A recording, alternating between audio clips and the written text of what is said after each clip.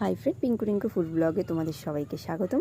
আবারও একটা মজাদার ভিডিও নিয়ে চলে এসেছি। তো তোমরা বাড়িতে কে কে চিংড়ির খোসা ফেলে দিয়ে চিংড়ি মাছ খাও তো জানি অবশ্যই। তো আমি চিংড়ির খোসাটা আজকে ফেলে না দিয়ে চিংড়ির খোসাটাকে আমি মিক্স করে নিয়েছি মিক্সিতে।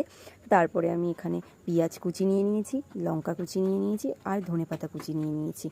তো এখানে আমি এইগুলো দিয়ে ভালো করে মিশিয়ে নেব। তো এবার আমি মুচমুচে হওয়ার জন্য বড়াটা আমি এখানে চালের গুঁড়ো আর বেসন নিয়ে নিয়েছি।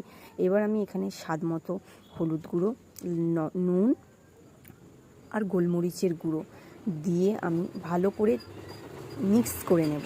ভালো করে ফাটিয়ে নিলে জিনিসটা মুচমুচেও হবে প্লাস প্লাফিও হবে। তো একটু অল্প পরিমাণে জল দিয়ে জিনিসটাকে আমি ভালো করে ফেটে নেব।